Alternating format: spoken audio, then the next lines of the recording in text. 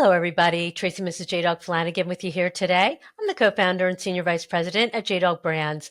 Welcome back to another exciting episode of Tactical Treasures Podcast, sponsored by the JDog Foundation. Our podcast gives veterans, mil spouses, active military members, military family members, and patriotic military supporters a voice in the veteran space to speak about their service, how they're affecting their communities post-service, and they share with me a tactical treasure that has shaped their journey in their military career, business, or life. Today, I am so excited to have with me Lisa Carrington-Firmin, who is a Bronze Star decorated Combat Air Force veteran, Latina, writer, award-winning author, poet, founder, entrepreneur. She is the author of two books, Stories from the Front, Pain, Betrayal, and Resilience on the MST Battlefield, and Latina Warrior. She is also the founder of Carrington-Firmin LLC, a storyteller who writes, speaks, and provides consulting in leadership, writing, and authorship, veteran culture, transitions, MST, and intersectionality. She is also the founder of the Office of Veteran and Military Affairs and the Top Scholar Program at the University of Texas at San Antonio.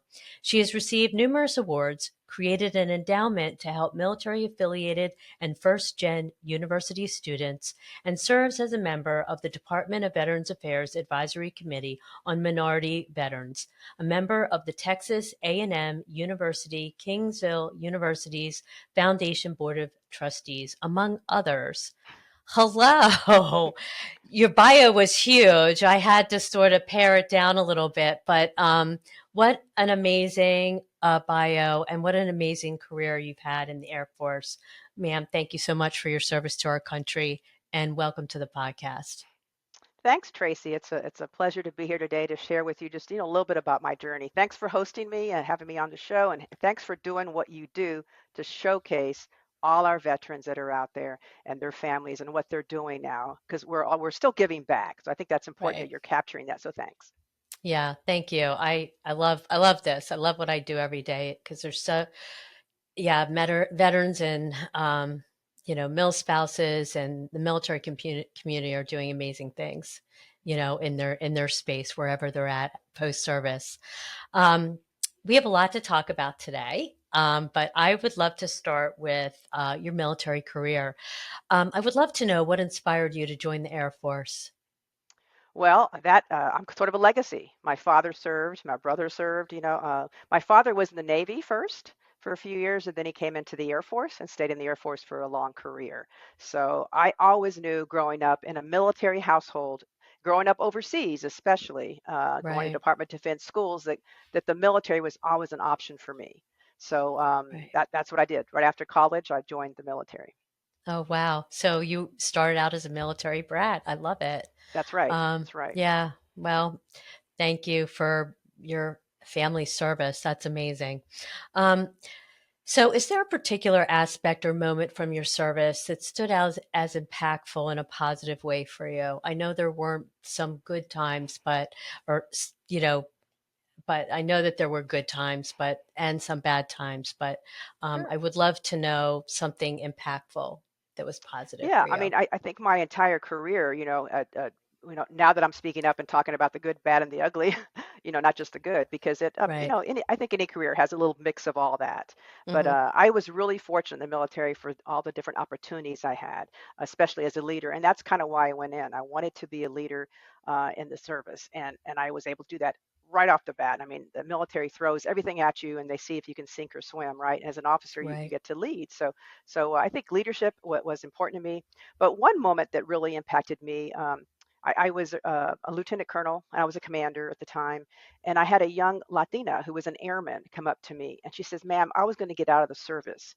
And she was in the color guard, the honor guard. I mean, she was a Hmm. sharp young enlisted troop. But she said, "I was going to get out of the service until I saw you." Says, "You're the first Latina officer I've seen. And if you can make a lieutenant colonel, maybe I can go all the way to chief, right?" And she said she wasn't going to get out after all. So I realized then that my service was making an impact on other people, and I didn't even know how much of an impact it could make. So just being who I was, where I was making an impact. Oh, wow. That's amazing.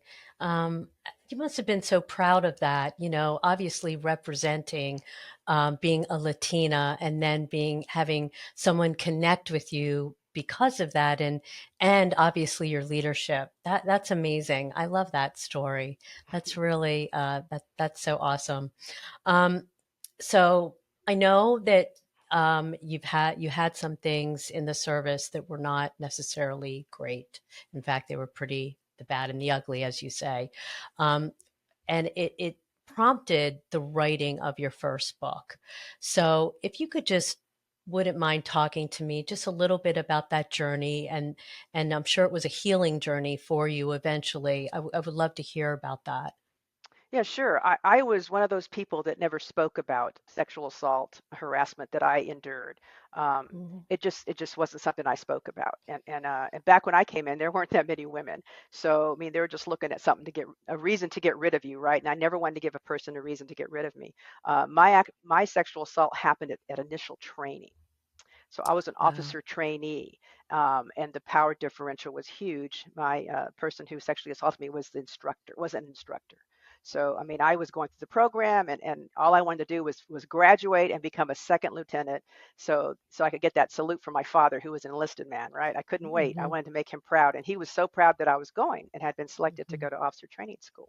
So I did not say a word, Tracy. I just buried it, and Hmm. imagine burying, and I think people do that to kind of survive and go through and thrive. Sure.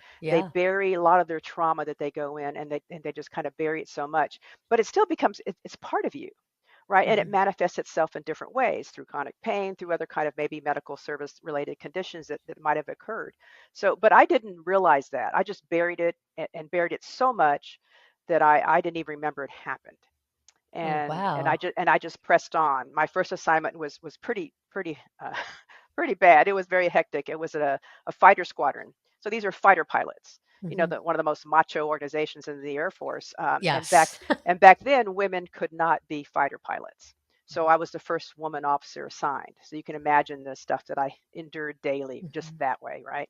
But this Yeah. is after the assault happened, and so I just carried myself a certain way. I worked my butt off. I worked really hard, stayed longer, worked harder than most people. Even came back to the office on weekends to kind of get ahead, because I wanted to prove myself to Hmm. everyone. Right? I wanted to prove myself as a woman and as a Latina that we could do this and we could excel. So I just buried it for years, and it wasn't until 10 years after I retired from the military, Hmm. that a young Army specialist was murdered at Fort Hood at the time. It was called Fort Hood. It's now called Hmm. Fort Cavazos. But Vanessa Guillen was murdered there. She was sexually assaulted and harassed, and I murdered remember very, that. I very remember that horrifically. story. Yeah, I Right. remember that story. Yeah, it was Wow. horrific. Her murder Yeah. was horrific. How what they did with her body, it was just horrific. So of course I'm in Texas, so it made the news quite a bit here, and it's a young Latina family. So when I saw her face, first she went missing for months, and Hmm. they didn't know where she was, and Right. they said things like, oh, she went AWOL. She didn't go AWOL. She was horrifically murdered right there on the installation on that base. So when I saw her photo, that's when it kind of hit me really hard, because she's a young Latina, and I was a little bit younger than her when it happened to me. Hmm. So I saw my face in her face, and man, memories started flooding back, and it was really hard for me, Oh, because wow. I never processed this at all. Hmm. So that started my healing journey. It was also the 2020, when Hmm. we were all kind of hunkered down, sequestered because of the COVID, COVID. right? Right. So I was alone. I was, and working from home because we couldn't go to the office. Um, so I really began that journey. But that was the catalyst that started that journey for Hmm. me, is seeing this young woman, seeing myself in her, and thinking, wow, it is time that I work to heal myself. And then what can I do to make a difference now? And Hmm. then that's what happened. And I would say this, Tracy, never underestimate a woman who's really angry. I Yeah. was really, especially a Latina, I was Yeah. really angry when I Right. realized what happened to me. So I said, what Hmm. can I do? So I started writing. I wrote an opinion piece, an op-ed, got picked up. Military Times took it. It was published in a large city, and actually San Antonio Express News. Hmm. And then Military Times picked it up, put it online, and then people just started contacting me, telling me their stories Oh, just because of wow. one op-ed I wrote. Mm-hmm. And once I got that, I said, okay, this is what I'm supposed to do. I need, Mm-hmm. this is what I need to do, you know. And part of it was because I felt ashamed and I was guilty because I didn't speak about it years ago. Mm-hmm. And could I have made a difference back then? Honestly, Tracy, I don't think so. I was an Right. officer trainee. I would have probably not Sure. made it through the course and graduated. I probably would Right. never made it to be a second lieutenant. So now I have a platform that I can use. I have the credibility of my Mm-hmm. entire career, highly decorated, you know, and then my work in Mm-hmm. higher education. So I put all that together and I wrote that book. And it was my story and 13 other stories. And it also Wow. included a chapter on advocacy, chapter on resources. I attached resources in there as an index because, and also a chapter on treatment, evidence-based treatment for PTSD, MST specifically. I Mm-hmm. had a good friend of mine write the chapter. She's a psychologist, worked with the VA for years, did research. So it was important to me that not only tell these stories, but that you give them some avenues for trying to heal and for getting better and for talking to people about this therapy and resources, advocacy. Find the rest of your people that have gone through this kind of thing Right. because it's not just women, it's Mm-hmm. men too. So Right. I will do a little pus, uh, publicize myself, I guess, the book. So this is the book, and it is an Uh-huh. award-winning book. So I'm really proud of Mm-hmm. that by the Military Writers Society of America. So 14 stories, every branch of service, even Coast Guard, starts. It Wow. covers 50 years, and this just tells you, Tracy, how endemic and Right. this entrenched this issue is because it starts with a story in Vietnam, a grunt who served in Vietnam, all the way to present day. There's two active duty people in this book that I did not use their names because I wanted to Right. protect them and I didn't Right. want them to have, you know, anything come back at them. So Sure. that's kind of how I did it. I just people contacted me. I never even went out saying, "Hey, I'm writing a book. If you're interested in participating, let me know." I didn't even do that. I prepared a document to do that, but never Right. had to because Sure. the avalanche of people who came to me, and this get tells you again, there's so many people out there who were like Mm-hmm. me who never spoke about it. Right. And you know, the fact that you spoke up and put it out there, it probably let those people know that, oh my gosh, okay, I'm not alone. There's actually somebody else who's willing to talk about it, and you provided probably an amazing avenue for them to connect with you and say, oh my gosh, this happened to me too. Right. We all of So us came together kind of as I wrote the yeah, chapters, you know, and it was a difficult, I mean, I am grateful that I was going through therapy. I went through yeah, EMDR right. therapy myself when I was finally, you know, coming to terms with my own PTSD regarding sexual assault, but also combat related PTSD. Hmm. So I finally Right. I just faced everything late 2020 and primarily 2021 is when I just it was time. And that's one thing I will leave your viewers with is that you never know when someone's ready to speak up about these kind of Hmm. horrific experiences and traumatic experiences. It took me 40 years. You know, Right. it took the Vietnam vet in the book 50 years. It took some of the other younger ones, you know, 6 months. You know, and some spoke up right away and then were retaliated against. You know, so Right. um, every one of us has our own journey. And we need to Hmm. come to it in our own time when we're ready. But when we're Hmm. ready, when we ask people to believe us and support us and listen without judgment. Hmm. Yeah. Yeah. Sad tragedy that it goes on, you know, within the military. It's such a shame, but kudos to you for, you know, giving it a voice and speaking out and letting people know what's happening. You know, that's the only way that an issue can be solved. You know. Right. And it was Um, important for me to educate not only the public, but also those who served and those who were serving, because this is again, you can't turn your back on this anymore.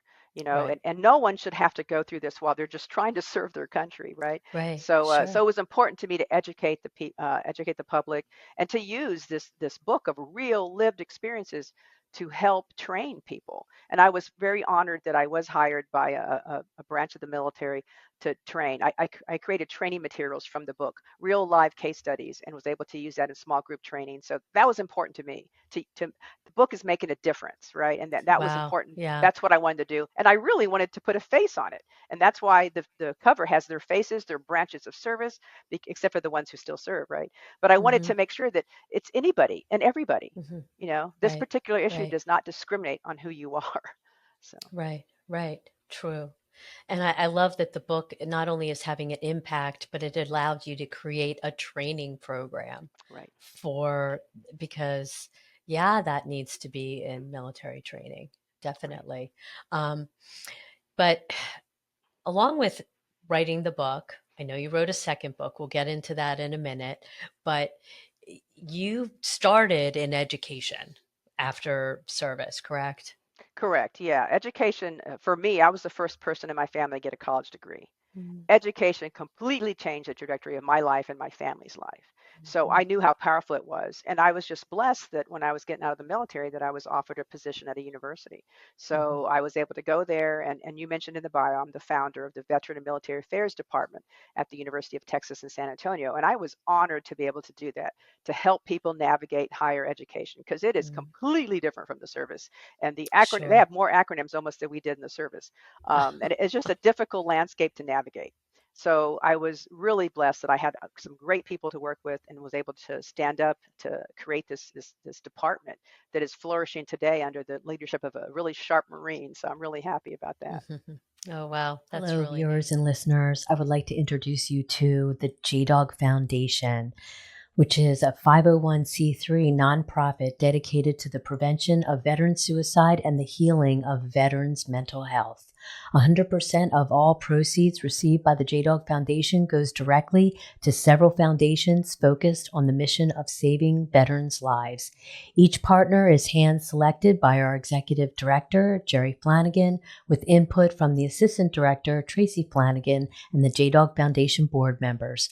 Our foundation's motto: saving lives, one veteran at a time. Go to jdogfoundation.org to take a look at everything that we're doing there and the organizations that we're partnered with. You can also donate, and there's also a support line if you're in need of help. Thanks. Check us out.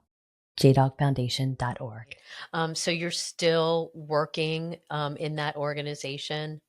I am an advisor to the department. Advisor. Oh, Yeah, okay. I'm on Yeah. their board of advisory, the kind of a board that kind of advises them Hmm. too. And I still mentor Hmm. the Marine who runs the operation now. I've been mentoring Right. him for a while, so I think that's important. Yeah, he's super sharp, but I continue to give back in ways that I can. Right. So Right. yeah. Yeah. Yeah. And you do a lot of keynote speaking on leadership and MST as well, right? Right, right. I do both. Yeah. Matter of fact, one of the most recent leadership ones I did was I actually wrote about this first in a magazine about how leadership skills are foundational and you can use them in any environment. You just have to change the way you apply them, right? But Hmm. they're the same type of leadership skills. So I wrote an article about how in the military is able to lead in peacetime and in combat, and then how I was able to take that in higher education and become an associate provost, an associate vice president, stand up these organizations, using the leadership skills, but more collegial, collegial type of democratic type of Hmm. leadership. Like in combat, it would be not that way. It'd be more autocratic, of course. Right. And then I talked about as an entrepreneur, a person who has their own business. And I mean, you know all about that because you and your husband Hmm. have your own businesses. Hmm. And the skill sets you use are similar, but you apply them differently, right? So Correct. this presentation I do, it talks about all that. How can you be successful in all these different ecosystems, right? And so I've done that. I've written about it, and then I've also done presentations. So that's that, and that it excites me so I can help other people because sometimes they think, oh, I've only led in this particular field. I can't do that one. Yes, you can. Right. So I think people self-limit, and I think we shouldn't do that to ourselves. Right, right. Yeah, you never know. I like to say you never know what God's put in you, right? Right, I think you're constantly an untapped talent in a right. lot of different areas, Mm-hmm. and it may not show up when you're 20, but when you're 40 or 50, oh my gosh, I never thought I could do this, and here you Yeah, are doing it, right? we all So, we all have gifts. We just need to tap yes, into them, like you said, right. Hmm. and use our networks. I mean, I always thought the first book I was going to write, and I always knew I was going to write a book. I just something I'm a voracious reader. I grew up that way. First degree was in journalism. I mean, I just really like to write. So I Hmm. knew I'd write a book, but I thought the first book would be about leadership. I had no idea my first book was going to be about something so personal, so Right. intimate to me, and how I was just going to put it all out there after being a very private person. Hmm. Even some of my closest friends had a hard time because they had no idea. None of my family Right. knew. No one knew. This is something Right. I deeply buried, So, Mm-hmm. but Yeah. I'm grateful now because it's really helped me and it's helped other people. Sure. Sure. Yeah, definitely. Um, so you have a second book. It's called Latina Warrior. Correct. And I would love to hear what inspired you to write that book, because you wrote that book in a year after your first book. Yeah, I And actually wrote it while I was writing the first book. oh, okay. Oh my I mean, I goodness. Okay. started it. I started it. And I'll tell you why. I didn't realize what it was going to become. When I was writing the first book, it was so triggering for me Right. to write Mm-hmm. my own story and then to interview people and then hear their stories. Mm-hmm. So I had to get it out, Tracy. And one of Yeah. the ways I started doing it, I started writing poetry. And I had never written a poem before 2021. But for me, I mean, I had some demons that I had in there for a long time, and Mm-hmm. it's a lot of pain. And Mm-hmm. so initially, everything I wrote was about PTSD, MST, sexual assault, remembering it in bits and pieces, which I have a poem called Fractured that's about remembering it, right? Mm-hmm. I had a flashback, a PTSD flashback in a very public place, but never spoke to anybody about it. So I just started writing this stuff because it was just coming out, right? So I Right. started writing this, but I didn't know what I was going to do with it. I was just writing these Mm-hmm. poems, right? Yeah. And then after I finished the first book, I realized, wow, this is basically an autobiography told through Mm-hmm. poems. Right. And then I realized, then I got scared, Tracy, that I couldn't write about the joys in my life because all I was writing about was the dark Yeah. stuff. Right. Um, but Oh. it started coming, and I wrote a poem about tamales, my Mm-hmm. heritage growing up making tamales. I wrote poems Mm-hmm. about my family, about my son, about my Mm-hmm. mom and dad, about imposter syndrome, Mm-hmm. about growing up all over the world as a military dependent, about Right. command, about being a commander, Mm-hmm. about being in combat. I mean, just everything just started coming out about my Mm-hmm. healing journey. I wrote about my Mm-hmm. therapist. So the book is Mm-hmm. it's called Latino Warrior, like you said, and it's probably the most authentic I've ever been because Mm-hmm. it embraces my military heritage, my military, not heritage, military time experiences, and it embraces my Latina heritage because Mm-hmm. when I first came in the military, I kind of downplayed who I was because I Mm-hmm. wanted to be like Right. the white leaders who were in charge. I wanted to Mm-hmm. assimilate. Then I realized, of course, that who I am, I bring a lot to the table, and I need to tap into all those experiences. So Mm-hmm. this book is the most authentic I've ever been. It tracks it's broken up into 4 different sections. Early years in family. I called it Familia because the book is written in Mm-hmm. Spanish, and English. The title Wow. poem, Latina Warrior, I wrote completely in Spanish too. Guerrera Latina. It's Mm-hmm. important to me to pay homage to my heritage, right? But also the Mm-hmm. warrior in me too. And for a while there, they were conflicting. So Yeah. Yeah. and this is how things work. Like you said, kind of Mm-hmm. you have your gifts, and then things happen. So I met a woman artist, another combat vet, another Bronze Star decorated woman. We were both part of an organization called Uniting Us in the DC area that brings veteran artists together, all kinds of artists, Tracy. Mm-hmm. You could be a graffiti artist, a painter, ceramic, metal, woodworking, poet. I mean, I had no idea that I was really an artist, but they called me an artist and said, hey, we really dig your poems. So I started working with them pro bono, of course, because I really wanted to help them, and primarily using art to heal from Mm-hmm. PTSD and from our trauma. So I met another woman vet at some of these events. And then I realized that she asked me, hey, I really like a couple of your poems. Do you mind if I illustrate them? I'm curating an art exhibit outside Chicago. And if you let me illustrate a few, I will, show your poetry. And then I'll also show what I've come up with. I said, sure, go ahead. And she did. And when I saw what she did, I'm like, whoa. I said, how do you feel about coming with me on my journey with this book, Latina Warrior? Because you could Right. illustrate all the poems because I saw what she could do, right? It Mm-hmm. was amazing. And behind me, you see that's the book cover Yes. is the cover art that she did. That's a I giant th- it's collage. I love it. It's absolutely beautiful. And she It's took real really pieces. I amazing. sent her uniform pieces. I sent her my real medals. I sent her all these different parts of my life. And if you notice in the sunglasses, those are unit patches that I actually wore. Oh, wow. But she created that, and it was like amazing. So she Wow. did that with some of the pieces are acrylic, some are paint, some are watercolor, she actually did like a shadow box in one of them. So just different things. And Mm-hmm. she came along on the journey, and so now we're business partners on this second book, Wow. and as I wrote the book and she read the stuff, she says, wow, that's my journey too.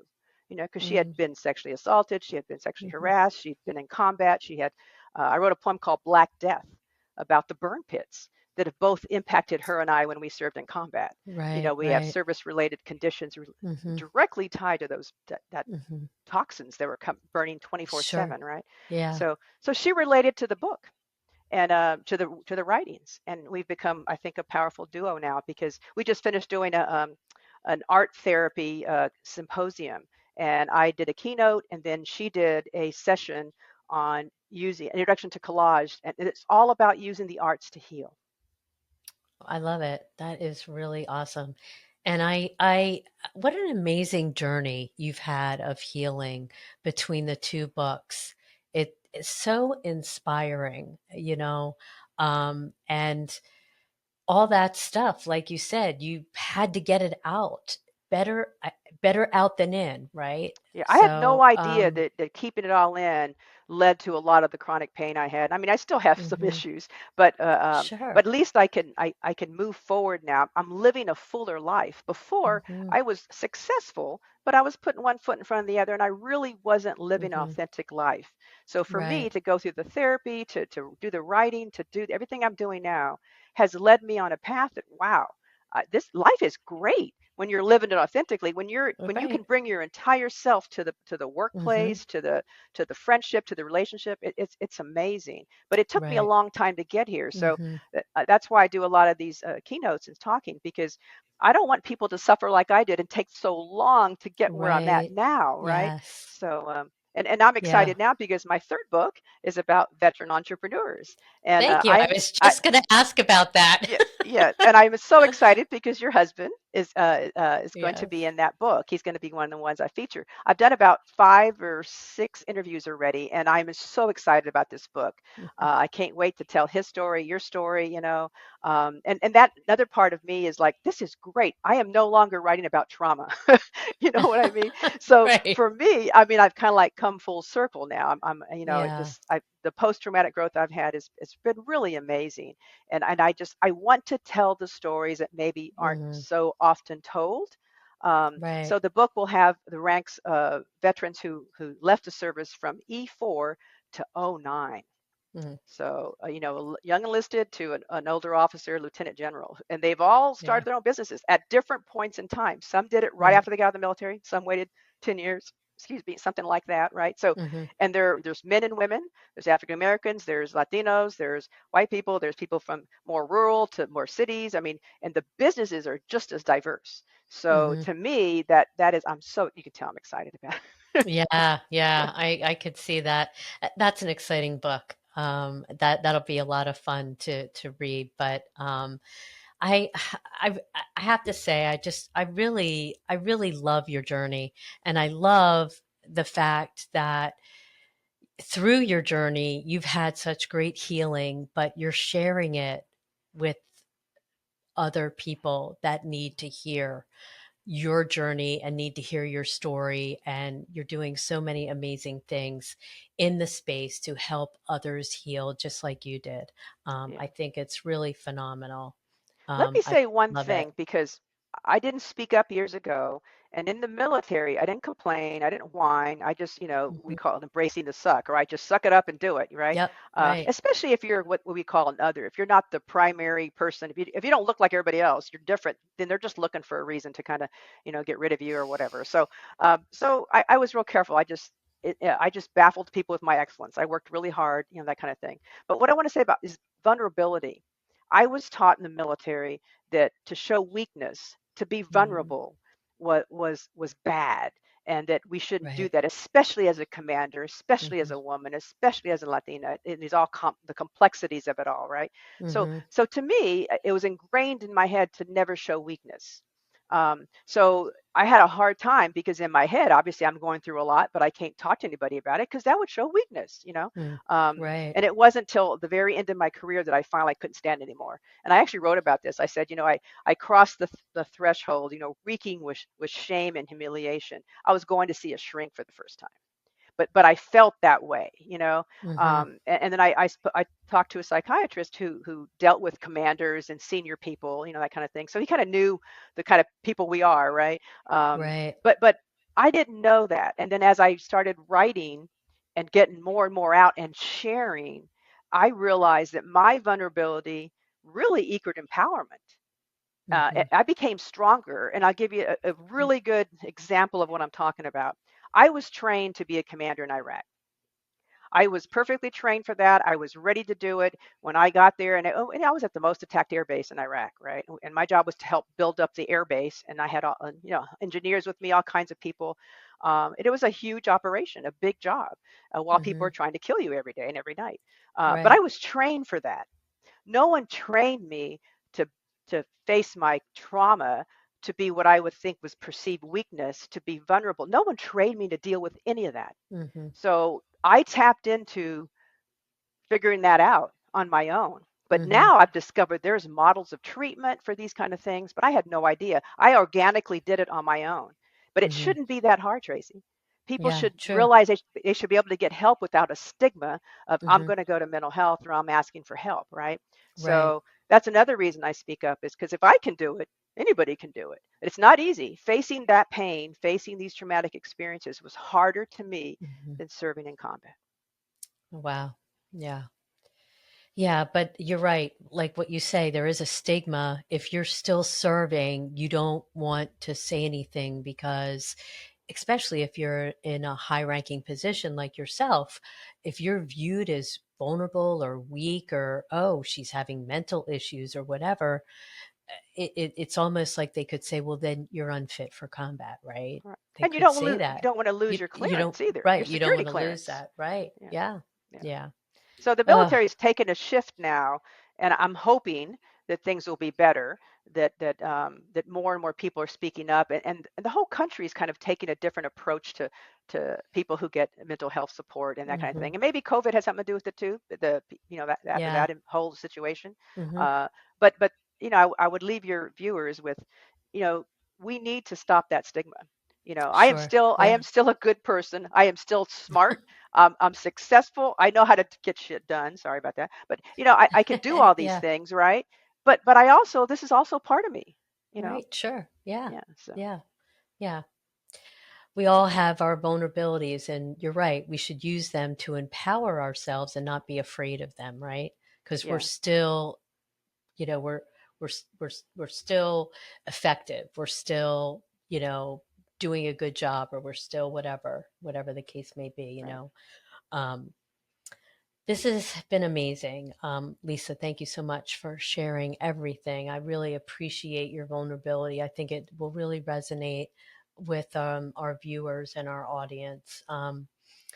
But I come to the point of the podcast where we are tactical treasures. So I have to ask you, what is your tactical treasure that you would like to share with us today? Well, I would say, like I just talked about, vulnerability. Vulnerability became my superpower, and I had no idea. Mm, I just didn't. And I was afraid to embrace that before because I didn't want to show weakness. So if we imagine not being afraid and embracing yourself in totality, how much powerful you really can be and how much more you can bring to the workplace, you can bring to your, like I said, friends, family, relationships, that kind of thing. I was holding myself back. So I think vulnerability equals empowerment for me. And mhm. and then don't self limit at all. I think too many people do that, and unfortunately, a lot of women and minorities do it. Yeah. I have, as an entrepreneur, I have done things I never thought I would do. I've trademarked Latino Warrior. I have hmm merchandise now. I just partnered with another company to have socks made, Latino Warrior socks, and I just picked them up this past about 3 days ago, and they are amazing, right? Oh, But if wow. you, Tracy, if you had asked me that, even 2 years ago or 3 years ago, I would have said, nah, I'm not, that's not going to happen. So Yeah. um, I'm not sure if I answered your question directly, but the vulnerability equals empowerment is a big deal. It really is. Yeah. We need to look at that. Yeah. No, that's perfect. That's a perfect tactical treasure. I love it. And you know what? I can totally understand what you're saying. You never know where you're going to be taken and how you're going to unveil your gifts that you have. If you would have told me 5 years ago that I'd be a podcast host Right. and and I would have had 145 people on, anywhere from generals to military spouses of the year. I mean, such amazing people that, my knees shake because I'm like, oh my gosh, who am I with talking to these Right. incredible people, right? But I would have told you you're crazy because I would have told you I hate public speaking. I would rather dance in front of 10 million people than speak in front of 10. I mean, but here I am. So Yeah. it's amazing how you get pushed in certain directions and you just know you're supposed to do something. And Right. even though you're fearful about it, it's like you just embrace the fear, you take it, and you just use it to Yeah. propel yourself forward. Yeah, that's exactly right. And that's really well said. I mean, you are a storyteller, basically, and I think, and Mhm. that's important. It really is important that we share our stories. Um, I'm grateful that you asked me to come on the show, and I can't wait Mhm. to interview your husband about his entrepreneur journey. But I know that you're a big part of that too. So, I might come back and confirm things with you later. We'll see. No problem at all. So I have one more question for you before we end our time here. So, any advice for your fellow women veterans that are struggling, with combat related injuries or MST, or any advice for them? Yeah, I would say that first they're not alone. They may think they're Hmm. alone. They may think Hmm. the fears and let's say this is for men as well, because we have had Hmm. several men, a lot of men, more men than you would True. think, that experience the same type of thing, right? Yeah, So, forgive me uh, for just limiting it to women, but you're right. There are right. men that have had the same unfortunate experience. Right. And I've talked with several of them. I've been on panels with them, and in some ways it's even harder for them, Hmm. to speak up about what they've gone through, and things that they get told are like, oh, men can't be raped. Men can't, how could you say that? That kind of stuff. So that's speaking from ignorance, of course. Hmm. This can happen to anybody. But I would, number one, you're not alone. And there are huge networks and organizations, associations out there. I mean, once I did the research for the first book, I was amazed at how many, and there's even more that have grown since the time I published that book. Hmm. So tap into Yeah. that. I think that's real important. But you got to be ready. You don't know. We never know when we're going to be ready to speak up. Hmm. All you can do is create a safe, comfortable space, and then if that person is ready, then they'll speak up. But when they Hmm. do, again, listen without judgment. Hmm. So I would say to people to reach out. I get still people call me and they'll tell me sometimes they're still active duty and had experiences and they wanted to ask for advice, and I'll recommend certain nonprofits to help them, right? Hmm. So I think tap into the network, the resources that are out there, and don't be afraid to speak up. Don't be afraid to speak up. Again, I learned that lesson about the vulnerability. I really Hmm. did. How I Right. became so empowered. It completely opposite of what I thought was going to happen. You know, Hmm. but it Yeah. took a while to get there. But yeah, so I would say that you're not alone, and that there's so many of us out there who there's probably people listening right now who've experienced this and have Hmm. never talked to anybody about it. And maybe something we just talked about, Tracy, is going to say, wow, and, Hmm. and inspire them to reach out to someone. Hmm. I've had one time I had a woman who had just recently been homeless, and she came up to me and she said, I just want to thank you. She says, I read some of your early poems. This is before I even published the second book. And she said, Right. my counselor shared it with me, because I do a lot of work with the VA, and I try to help them kind of peek into our minds a little more, right, about Hmm. our Right. experiences. So Yeah. she said, I just want to thank you. She says, I never she had been raped on active duty, and she never spoke about it to anybody. But she said after reading some the stuff that I written, that she now is ready to talk about it. She's talking to a counselor. Then she went and pursued a VA claim. She asked me for help, and I referred her to an organization who helped her. And now she's got her medical support and her therapy, and she's doing quite well. Mm. But here's a woman who was going around and never said anything to anybody either, and she was Right. in her own painful. So one thing I'd say is you never know the journey of the person next Hmm. to you at all. Right. True. Yeah. So Very true. Very true. Very well said, ma'am. Very well said. So before you go, can you tell us where people can find and connect with you, where they can purchase your book, consulting, book you for a keynote, where's a good place? Yeah, best place would go to my website, and it's exactly my name, lisacarringtonfirmin.com. Okay, So, and that's that's I'll easy. never forget it because it's my name, but it's kind of Uh-huh. long, but they can just go there. You can go there, and there's a contact form you can fill out if you want to request a speaking invite. If you just want to leave me a note, I've had people just leave me notes after they heard me speak somewhere Hmm. before. You can certainly buy your books from my website. You can also buy from Amazon, Barnes and Noble, anywhere, Hmm. but you can only get a signed copy from me. So. Okay. All right. Yeah. Great. Yeah. Well, that's really awesome. Lisa, thank you so much for coming on and for your time today. And thank you so much for being vulnerable and sharing your very powerful, motivational, inspiring story with our viewing audience.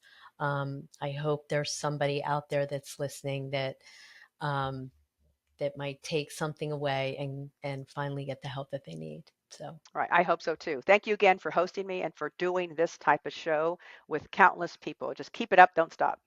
Okay. Hello, viewers and listeners. We've just finished up a very amazing, very inspiring Tactical Treasures podcast here with Lisa Carrington-Firmin, who is a Bronze Star decorated combat Air Force veteran, a Latina writer, award-winning author, poet, founder, and entrepreneur. She is currently the founder of Carrington-Firmin LLC and has written 2 books. The first, Stories from the Front, Pain, Betrayal, and Resilience on the MST Battlefield, written in 2022, is an anthology of 14 stories of military sexual trauma spanning over 50 years from the Vietnam era to present day that occurred in the Women's Army Corps, Army, Air Force, Navy, Marines, and Coast Guard. Lisa's second book, Latina Warrior, written in 2023, is an anthology of poems, prose, and art chronicling her journey in a deeply personal, sometimes humorous, intense, and explicit expression. Carrington-Firmin's work has been featured in multiple news media outlets, in veteran publications, and she continues to keynote at various events as well as consulting with a number of organizations. Her latest book will focus on the entrepreneurial journeys of veterans and is slated for publication in 2026. To learn more about Lisa, to purchase her book, book her for a keynote or consulting, and read some more of her published work, go to lisacarringtonfirmin.com. Again, thank you for tuning in to this Tactical Treasures podcast. And don't forget, you can find our podcast on all your favorite podcast platforms, on our website, jdogpodcast.com, as well as our dedicated YouTube channel. We're now airing on Reese Cross America Radio on Wednesdays at 5 p.m. Eastern and Saturdays at 10 a.m. Eastern. You can also find Reese Cross America Radio on the iHeartRadio app, the Odyssey app, and the TuneIn app. We're also proud to share that our JDog Foundation is a Reese Across America sponsorship group. For each $17 veterans wreath you sponsor, $5 goes directly back to the JDog Foundation, whose mission is to prevent veteran suicide and heal veterans' mental health and PTS. You can donate right now at reescrossamerica.org/JDog. Again, thanks for tuning in, and we'll see you again on another podcast real soon. Bye-bye now.